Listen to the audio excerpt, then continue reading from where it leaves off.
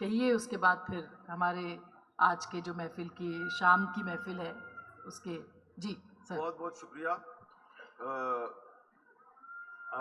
کیونکہ آپ نے کہا وقت کم ہے تو میں گزارش یہ کروں گا. مائک تھوڑا سا قریب کر لیجیے. گزارش یہی کروں گا کہ دم بہت ہے. مجھے جب بات کر رہا ہوں تو پلیز بجلی بند نہ کریں، اندھیرا نہ ہو جائے. کیونکہ میں 3 دن سے یہاں دیکھ رہا ہوں جس بھی سیشن میں ہم ہوتے ہیں اور نور الہدیٰ صاحبہ وہاں پہ بجلی چلی جاتی ہے، چراغوں میں روشنی نہیں رہتی. اچھا دیکھیں میں جلدی بات کرتا ہوں.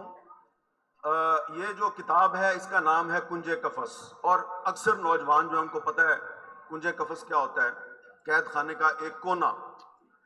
تو صاحب کتاب جو ہیں وہ اب کنج قفس میں نہیں ہیں، یہ رہا ہو گئے ہیں، یہ یہیں پہ بیٹھے ہوئے ہیں. سب نے آپ کو بتایا کہ یہ کتاب جو ہے ایک جبر کے اور حبس کے موسم میں کنج قفس میں لکھی گئی تھی. تو فواد حسن فواد صاحب تو آپ کے سامنے بیٹھے ہیں، یہ تو اب کنج قفس میں نہیں ہیں، لیکن کتاب پڑھ کے یہ لگتا ہے کہ جبر اور حبس کا موسم ختم نہیں ہوا، اور جبر بھی جاری ہے اور حبس بھی جاری ہے. یہ جو اجتماع ہے اس اجتماع کی ایک انفرادیت ہے جو میں نے سٹیج پہ بیٹھ کے مشاہدہ کیا ہے اور جو میں آپ کے ساتھ شیئر کرنا چاہتا ہوں آپ کے بارے میں. وہ یہ ہے کہ کنج قفس کی اس تقریب رونمائی میں فواد صاحب کے ساتھ جو لوگ بند تھے، قید میں تھے، وہ بھی بیٹھے ہیں یہاں پہ. یہ ایاز صادق صاحب ہیں، شاہد حقان عباسی صاحب ہیں، سعد رفیق صاحب ہیں.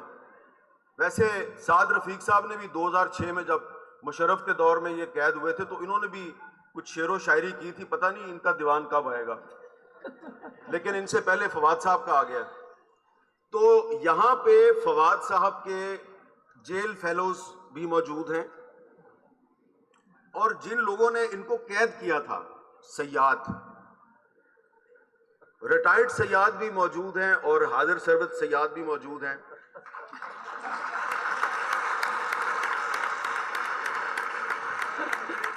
یہ میرا اشارہ یہ ادھر ہے، یہ جو وردی والے سیاد ہیں نا ان کی طرف، لیکن کچھ سیاد سامنے بھی بیٹھے ہوئے ہیں. تو یہ سیاد جو ہیں یہ اگر اس وقت فواد صاحب کا ساتھ دیتے جب یہ 16 مہینے کی جیل کاٹ رہے تھے تو شاید وہ کچھ مہینے کم ہو جاتے. لیکن چلیں ابھی یہ ان کے ساتھ اظہار یکجہتی کے لیے یہاں پہ آئے ہیں تو مجھے بڑی خوشی ہوئی ہے. اور جس طرح کہ سب نے سلال حسن کے نام جو نظم ہے اس کا ذکر کیا ہے، تو انہوں نے تو کیا تشریح، میں کروں گا آپ کے ساتھ ڈائریکٹ بات. سلال جو ہے وہ ان کے بیٹے کا نام ہے، اور یہ نام جو ہے یہ بلوچ نام ہے، اور یہ نام تھا نواب اکبر بگٹی کے اس بیٹے کا نام تھا، سب سے چھوٹا بیٹا جس کو شہید کر دیا گیا تھا. تو جب فواد حسن فواد کا بیٹا پیدا ہوا تو ان کی پوسٹنگ بلوچستان میں تھی، تو انہوں نے اکبر بگٹی کا جو شہید ہو گیا تھا بیٹا سلال، اس کے نام پر اپنے بیٹے کا نام رکھا.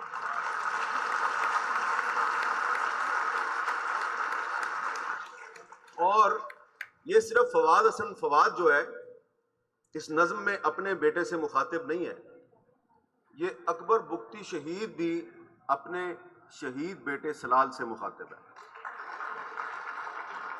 اور یہ جو فواد صاحب کی کتاب ہے، اس کتاب کو پڑھتے ہوئے آپ کو بار بار احساس ہوگا کہ ان کو پاکستان سے تو محبت ہے ہی، لیکن ان کو بلوچستان سے بھی بہت محبت ہے اور کشمیر کی تحریک آزادی سے بھی بہت محبت ہے. ان کی جو کتاب ہے اس میں میری بھی ایک تحریر انہوں نے شامل کی ہے کتاب میں. تو جب انہوں نے مجھے کچھ 6-7 مہینے پہلے کتاب کا مسودہ بھجوایا تو میں نے وہ کتاب ایک رات میں پڑھ ڈالی. تو ان کا تقاضا تھا کہ کچھ لکھے اس کے لیے. میں جب لکھنے بیٹھا تو میں نے کہا کہ چلو کوئی ایک واقعہ ہے وہ میں اس میں لکھ دیتا ہوں، پتہ نہیں یہ چھاپیں گے نہیں چھاپیں گے. اب واقعہ انہوں نے وہ کتاب میں چھاپ دیا ہے، یہ جو کتاب ہے اس میں وہ واقعہ موجود ہے. وہ واقعہ ہے کیا؟ واقعہ یہ ہے کہ جب یہ جیل میں تھے کنج قفس میں تھے اور یہ وہاں پہ شاعری کیا کرتے تھے، تو ان کی ایک نظم جو ہے وہ کسی طریقے سے سعد رفیق صاحب نے سمگل کر کے مجھے بھجوا دی، اور وہ ان کی جو نظم ہے وہ میں نے اپنے کالم میں چھاپ دی. میرا کالم اخبار میں چھپ گیا. تو اسی شام کو مجھے اس وقت کے army chief general Qamar Javed Bajwa صاحب نے بلایا، گھر میں نہیں بلایا، اپنے دفتر میں بلایا GHQ میں، اور انہوں نے جو ہے وہ فواد حسن فواد پہ گفتگو شروع کر دی. اور مجھے تھوڑا سا پہلے پتا تھا کہ یہ ان کے ساتھ ان کی شناسائی ہے، تو وہ اب یہ گفتگو میں کہہ رہے ہیں کہ ہم نے پتہ کرا لیا ہے فواد حسن فواد پہ جو الزامات ہیں وہ غلط ہیں. اللہ کی قسم ہمارا کوئی تعلق نہیں، ہم نے نہیں بند کرایا، اور ہم نے دیکھ لیا ہے.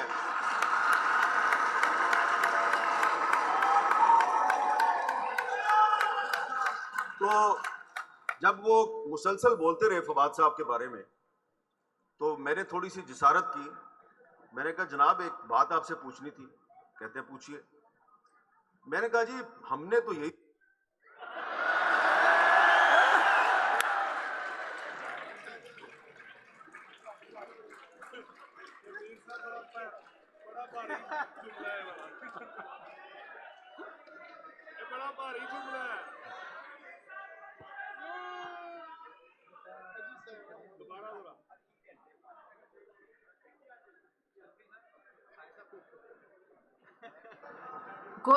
جی اب میرا خیال ہے شروع ہو گیا ہے بیر صاحب. جی چلیں، آپ اپنی عادت سے باز نہیں آئیں گے اور میں اپنی عادت سے باز نہیں آؤں گا.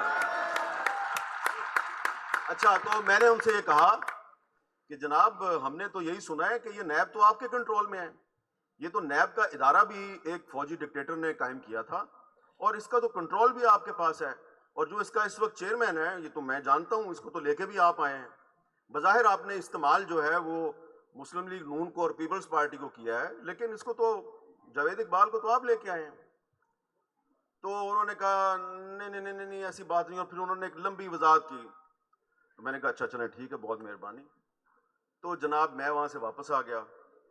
اس کے بعد بھی کوئی 8-9 مہینے فواد صاحب جیل میں رہے. تو اس کا مطلب ہے کہ ان کو اگر پتہ بھی تھا کہ ان پہ الزام غلط ہے تو صرف انہوں نے مجھے بلا کے یہ کہہ دیا کہ جناب یہ بے گناہ ہے. تو اب میں نے آپ کو عرض یہ کرنا ہے کہ فواد صاحب جو ہیں جی ان کو 16 مہینے کے لیے تھوڑا سا شور کم کر دیں پلیز. کوئی بات نہیں، میری بات سن لیں. جی شور نہ مچائیں. اوکے، بس ختم ہونے والا ہے، تھوڑا سا انتظار کر لیجئے. جی اچھا، تو بات یہ ہے کہ میں کل پرسوں شوکت ترین صاحب کی میں گفتگو سن رہا تھا، تو انہوں نے بتایا کہ کس طرح وہ کسی کے کمال فیض سے نیب کے کیس سے نکل گئے. تو فواد صاحب کو نہ تو کمال فیض میسر تھا، نہ ہی رشک کمر کی پہلی نظر ان پر پڑی.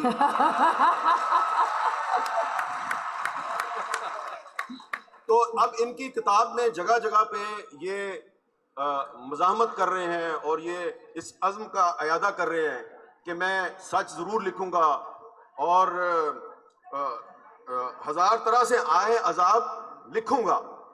تو میں صرف آپ کو یہ عرض کرنا چاہتا ہوں کہ جیسا کہ میں نے ابتدا میں عرض کیا کہ کتاب پڑھتے ہوئے لگتا ہے کہ جبر کا اور حبس کا موسم ابھی ختم نہیں ہوا. تو یہاں پر سابقہ حکومت کے قیدی بھی موجود ہیں، یہ سابقہ حکومت کے قیدی بھی ہیں، اور ابھی مجھے ایک چہرہ نظر آیا ہے، اس حکومت کا ایک قیدی بھی موجود ہے، ایک صحافی شاہد اسلم، جس کو تھوڑے دن پہلے FIA نے گرفتار کیا تھا کیونکہ اس نے ان صاحب جنہوں نے مجھے بلایا تھا ان صاحب کے ایسٹس کے بارے میں کوئی خبر دے دی تھی. پتہ نہیں انہوں نے لیک کی تھی، کس نے لیک کی تھی، لیکن اس حکومت نے ان کو بھی اٹھا لیا. تو میری گزارش صرف یہ ہے کہ ایک تو پہلی بات یہ ہے کہ جیسا حماد غزنوی صاحب نے بالکل درست فرمایا کہ یہ کتاب دراصل جو ہے نظام انصاف کا نوحہ ہے، لیکن جو آج کے حکمران ہیں کچھ وزیر حضرات یہاں موجود ہیں، ان سے بڑے ادب سے گزارش ہے کہ عمران خان کے دور میں فواد حسن فواد کو ہیرو بنا دیا گیا، سعد رفیق صاحب کو ہیرو بنا دیا گیا، ان کو ایاز صادق صاحب کو، شاہد حقان عباسی صاحب کو ہیرو بنا دیا گیا، کیونکہ جب بھی ان کو گرفتار کیا جاتا تھا ہم ان کے بارے میں کہتے تھے ان پہ مقدمے غلط ہیں، ان پہ جھوٹے الزام ہیں۔ رانا ثناء اللہ کو جب ہیروئن کے کیس میں گرفتار کیا گیا، ہم نے فوراً کہا یہ جھوٹا الزام ہے۔ تو آپ تو سال 1.5 سال 2 سال جیل میں رہتے تھے، اب آپ حکومت میں آئے ہیں، آپ اپنے مخالفین کو شراب کے کیسوں میں اندر کر دیتے ہیں، وہ 2 دن میں باہر آ جاتے ہیں، آپ 2 سال تک اندر رہتے تھے۔ تو یہ تھوڑی سی میری گزارش یہ ہے کہ وہ کام نہ کریں جو آپ کے خلاف ہو رہا تھا۔ اب آپ بھی اگر وہی کام کریں گے تو پھر آپ میں اور ان میں فرق نہیں کیا رہے گا۔ فرق رہ جائے گا، بالکل میر صاحب جی زبردست سر، بہت شکریہ۔ آپ نے مکمل کر لی بات؟ کچھ رہ گیا باقی؟ کافی کچھ رہ گیا، چلیں، لیکن بہت بہت شکریہ۔ بہت شکریہ فواد صاحب، وقت چونکہ بہت ہی کم رہ گیا ہے تو میں زبردستی میر صاحب سے بھی میں نے کہا ہے کہ وہ وائنڈ اپ کریں اور آپ سے بھی کہ مختصر رکھیں۔ اس کے بعد ایک بہت ہی اہم سیشن ہے جو آپ لوگوں کو ضرور اٹینڈ کرنا چاہیے امجد اسلام امجد صاحب کے لیے۔ وہ ایک ہمارا درخشاں ستارہ جو بجھ گیا ہے مگر وہ ہمارے دلوں میں زندہ ہے، تو یہ اس